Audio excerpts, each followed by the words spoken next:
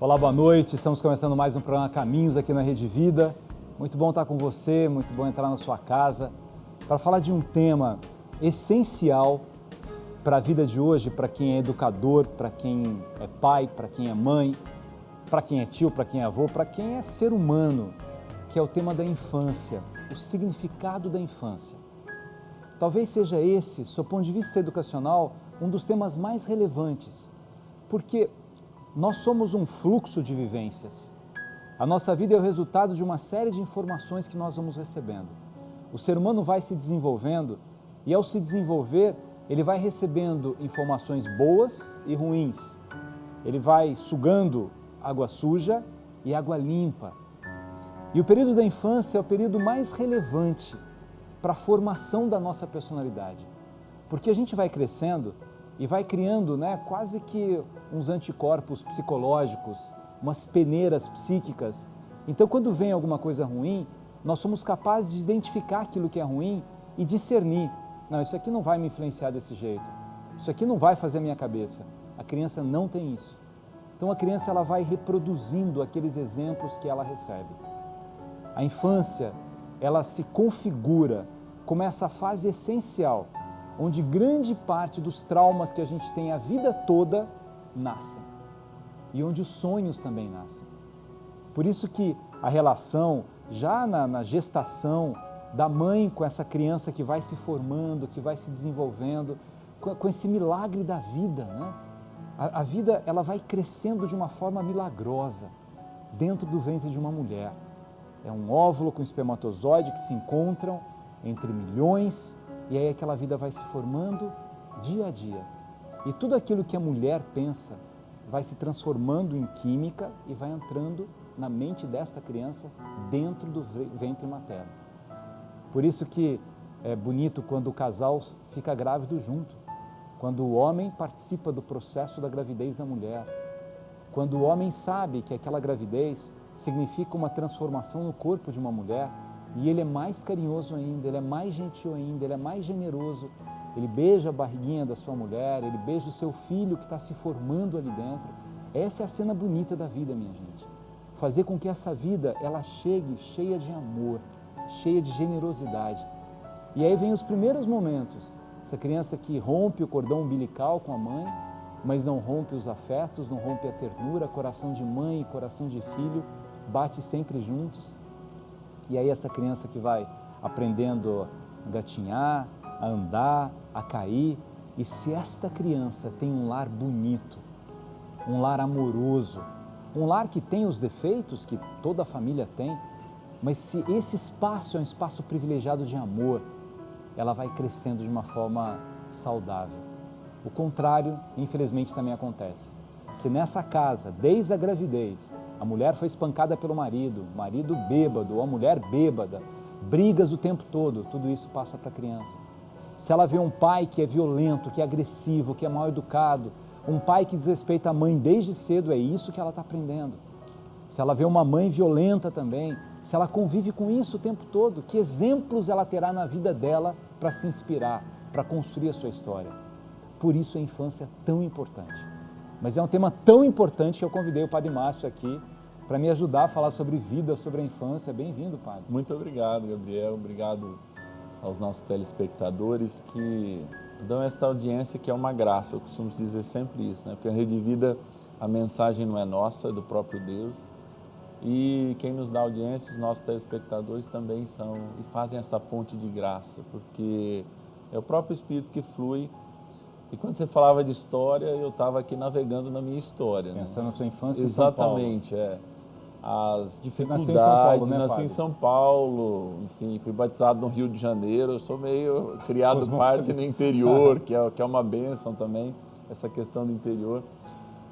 Meus pais separaram também bem jovem e etc. E tal. Eu fui criado com tios, então tem 2 pais e 2 mães, mas eu sempre digo dessa importância. Hoje a gente tem problema de tempo, Os pais às vezes não têm o tempo necessário para estar na casa com os filhos. Mas não precisa de muito tempo. Mas os pequenos espaços que a gente está na presença dos filhos, eles têm que ser intensos, reconfortantes, amorosos, balizadores da moral, né? Eu dizia num dia, até num programa de TV também, eu falei assim, olha, eu me lembro quando, na simplicidade da noite, se fazia uma cabana com lençol. E às vezes, o pai ou a mãe contavam uma história, né, de terror, às vezes era até de terror, onde a gente desenvolvia aquela questão do medo, que é muito importante também. Eu aprendi a lidar com ele, porque é só quando criança que a gente, de fato, aprende a lidar com essas coisas.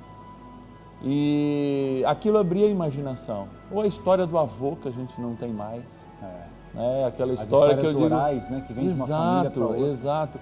E porque aquilo despertava um sentimento. E eu culpo muitas vezes a virtualização das relações, porque na infância tem faltado essa presença de perfume. Eu fico perguntando assim, você sabe o cheiro do teu filho? O cheiro do teu pai? Tanto que o grande problema das drogas é esse. O pai não abraça, a mãe não abraça o filho, porque ele fica, muitas vezes, essas drogas mais leves, dias perfumado com ela. Se houvesse um abraço, se houvesse afetividade, ele descobriria já no começo. Então são muitas coisas que a gente vai pontuando e perceber que, por exemplo, assim, a vida é feita de pontes. Acho que o Papa tem insistido muito nisso. Se eu não criar uma ponte com aquilo que Deus, com aquela pessoa que Deus, porque é uma pessoa, é um ser diferente, deu a minha incumbência de eu educá-la, de eu formá-la, pelo menos na fase inicial, eu me eximo da minha responsabilidade, então eu crio, na verdade, uma barreira em vez de uma ponte, um muro em vez de uma ponte. É interessante, né, que esse mundo virtual, hoje você vê crianças com tablet, ela aprende primeiro a usar o tablet, depois a falar. Exato. A fala vem depois disso daqui. Porque esse estímulo ficou mais forte do que o estímulo relacional. Sim. E nós somos animais sociais, né? O ser humano é animal social, então você só se desenvolve na relação com o outro. E aí vem essa coisa da cabana, da contação de história, né? Da mãe falando coisas para o filho. Mesmo quando o filho, aparentemente, ele não está entendendo muito, porque ele tem alguns meses, até a mãe de uma conversando, certa né? violência, assim, controlada. Porque eu sempre gostei de um refrigerante, aquele preto. E sempre foi meu castigo, portanto, ficar sem ele, né? Mas a casa era um ambiente onde você podia, de alguma maneira, brigar e continuar sendo amado. Então você brigava com o primo no Natal e lá em casa era assim, ou trancava os dois até resolver o problema, só saía com o problema resolvido, ou perdia a sobremesa, ou a Coca-Cola. Opa, não podia nem falar, mas já falei. Então foi um pouco isso, né? A gente perde essa oportunidade de educar, falar assim, olha, eu não posso gerar de violência, senão eu vou perder alguma coisa. Tudo isso a gente aprende na infância, né? A gente fala tanto dos nãos, né? Quem que consegue sobreviver, aprender o primeiro não que a vida dá, sei lá, com 14, 15 anos, quando a primeira namorada, o primeiro namorado diz, eu não quero mais você, e quero outro, quero outra. É o primeiro não que a gente recebe. Mas se lá na infância alguém nos diz, fala, olha, não, nós vamos saber lidar melhor.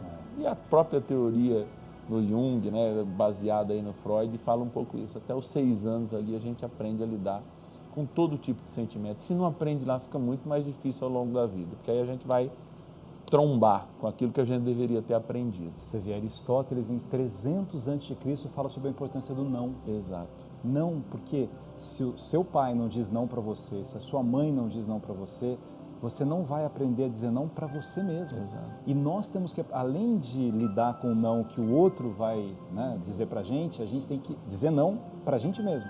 Para os desejos errados que surgem, né, para as trombadas que a gente dá na vida. A moral individual, ela é tons de cinza, mas a coletiva, ela é branco e preto. E parece que a gente perde essa, né, ela tem definições muito claras.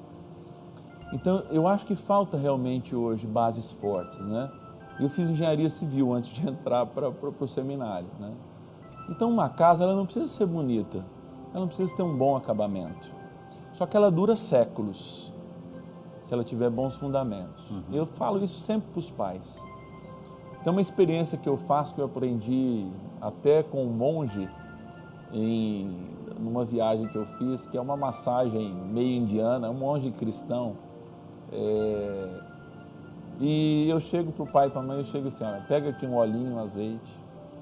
A criança está sem dormir naquela fase de 1, 2, 3 anos, principalmente aquela fase dos 3, que ela está formando a rede neural dela para medo, etc e tal, que ela acorda chorando, etc e tal, atrapalha a vida dos pais, porque ela está aprendendo a lidar com aqueles sentimentos que a própria imaginação vai formando para ela.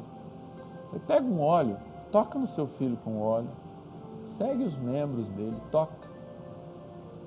E aí esse tratamento, vamos dizer assim, que é um tratamento de toque, de perfume, faz com que a criança, em menos de 2 ou 3 dias, já reequilibre o seu sono, etc e tal. É toque. A gente não nasceu para estar distante um do outro. Eu sei que é muito difícil, né, Chalita, a gente conviver com as pessoas. É uma delícia. Se a gente fosse eremita. A vida é linda. Eu acho até assim que né? A genialidade humana é isso, até a questão da modernidade, ela facilita isso, porque a comida pode ser individual, especialmente na grande cidade, né? Padre sozinho, então você tem lá o pãozinho individual, etc e tal. Você tem as porções individuais. Você perde aquela capacidade da mesa, que para mim é muito importante. Compartilhar, exato, né? O estar à mesa. Exato. Né? E a modernidade te facilita isso. Você tem um carro só para você. Você tem um computador só para você. Hoje, cada cômodo da sua casa tem uma televisão, tem um tablet, etc e tal. Esse dia eu entrei numa casa, tinha um tablet no banheiro. Eu falei assim, mas não estraga? Não, esse é a prova d'água. Eu falei, olha, eu acho ótimo. Eu falei, só não é a prova de vida, né? Porque imagina o tempo que você fica no banheiro se tiver um tablet no banheiro, né?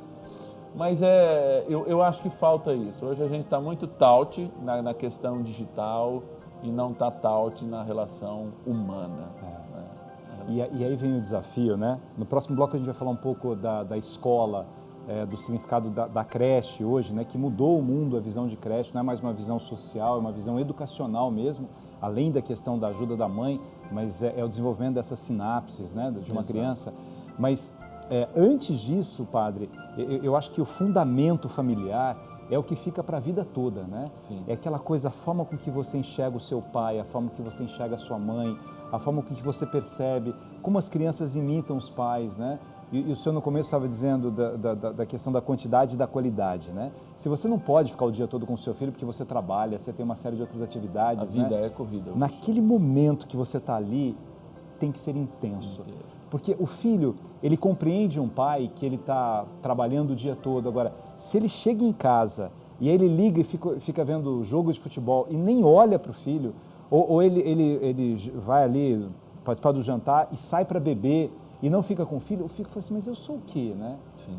O que eu represento na vida do meu pai, o que eu represento na vida da minha mãe? E se a correção ela não é feita, você, educador, a correção ela não é feita no momento certo, ela custa muito lá na frente. Eu digo sempre assim, que o juro da vida é altíssimo. O não que eu não levei, ele vai custar lá no relacionamento, ele vai custar na frustração. A frustração que eu não dominei na infância vai custar lá adiante muito mais caro. Então, eu percebo que existe muito sentimento de culpa para dar o não dos pais. Por quê? É a própria ausência. Mas como o Gabriel falou, eu acho que é importante que os pais tenham essa noção. O filho compreende que as necessidades do dia a dia, dificuldade de transporte nas grandes cidades, hoje até as pequenas cidades, de pequeno porte, 500 mil habitantes, você já tem dificuldade de locomoção urbana. Nós não pensamos as coisas no futuro, a gente não pensa em projeção, né? A gente pensa em resolver os problemas imediatos, vamos dizer assim, né? Isso é cultural do latino, no modo geral. E a gente tem essa dificuldade, mas a intensidade da presença, do perfume, do toque, ninguém substitui. Ninguém substitui. E isso vai custar mais caro, porque vão ser toques buscados muitas vezes numa sexualidade desregrada, vão ser necessidades das pessoas. Que é essa afetividade toda descompensada que gera uma sexualidade irresponsável também, né? É aquela menina que nem está pronta para a vida sexual, mas como ela não tem afetos nenhum, parece que ela busca na sexualidade aquele afeto que ela não teve nessa relação familiar, né? Exato. E o espiritual, sabe o que é que acontece de espiritual na pessoa que não recebe não? O amor não é gratuito. O amor é sempre o amor que cobra mais do outro do que dá. que é responsável, né? Ele não é fruto da liberdade, ele é fruto de uma necessidade, ou seja, de carência. E aí a gente nunca vai conseguir desenvolver um amor se a pessoa realmente não trabalhar muito. E o trabalho é intenso. O pai, é interessante para as pessoas que estão em casa também para refletirem, né? Porque às vezes, né, tem um pai aí, tem uma mãe acompanhando o programa e fala assim, poxa, mas eu erro, eu sou imperfeito, eu falho. Eu sempre digo assim que talvez a coisa mais importante não seja nem o erro, porque o erro a gente vai errar, todo mundo erra, mas a capacidade que a gente tem de refletir diante do erro, Sim. de pensar assim, será que eu fiz bem gritando com meu filho desse jeito? Será que eu faço bem, né? Exigindo que ele seja o primeiro aluno da sala, que ele seja um super-herói, que ele seja... Que às vezes o pai, ele faz com que o filho minta. Porque assim, como ele quer que o filho seja o primeiro lugar da turma, porque para ele é o mais importante, meu filho tira 10 em tudo, ele fala isso o tempo todo, a criança que não tira 10, ela chega em casa, e aí filho? Tirei 10, pai. E é mentira, porque ela acha que ela será amada pelo 10 que ela tem. Exato. E às vezes esse pai não teve 10 sempre na vida. Ninguém tem 10 em tudo na vida. E às vezes eu ouço, Charlize, você precisa conhecer meu filho, tira 10 em tudo. Mentira, ninguém tira 10 em tudo, né? Não é possível, não tem isso. Mas às vezes o pai ou a mãe, ele não conseguiu alguma coisa e ele projeta no seu filho aquilo que ele não conseguiu. O que é uma coisa ruim isso, né? O filho tem que olhar no pai e na mãe como pessoas amorosas, boas, mas que falham, para que ele possa dizer das suas falhas também. A gente está aqui entre humanos, né? Todos Exato. Nós erramos. Essa história de imaginar que alguém possa ser perfeito... fluxo. É fluxo, Eu não posso perder o sentido do fluxo. Ele vai se adaptando, por vezes ele vai sair. E você diz, eu invento uma história, não escrevi, mas eu vou escrever sobre isso ainda um dia. Eu chamo assim, justiça interior. Porque justiça é algo que você já chega nela tentando reparar. E muitas vezes a gente não tem justiça interior. O pai olha e fala assim, eu cometi. Ou olha para os pais e fala assim, meus pais foram totalmente errados comigo. Eu tenho certeza que o pai e a mãe, ele tenta fazer o melhor. E se ele não tentou, eu tenho que olhar com misericórdia, como se ele tivesse tentado. Porque se eu não ficar olhando para o meu passado, para o passado da minha família, para a minha história, como se eu quisesse consertar reparativamente, porque para mim a justiça é reparativa, eu vou ver a vida, em vez de ver como um fluxo, como um filme contínuo, eu vou ver como fotografia. Aí dói, Charlize. Aí dói. Aí separar em determinados momentos da vida dói. Não perdoo meu pai que já morreu, inclusive. Exato. Não perdoo minha mãe que já morreu. Eu faço uma ponte com a morte, né? E em vez de fazer com a vida. Bem, a gente volta daqui a pouco, continuando esse bate-papo aqui sobre infância, sobre vida, sobre a beleza da infância, sobre o que a gente pode refletir para cuidar melhor, né? Dos nossos filhos ou para quem já cresceu, já se desenvolveu, até para olhar para a própria infância, como disse o padre agora, e não enxergá-la como uma foto, mas como um filme.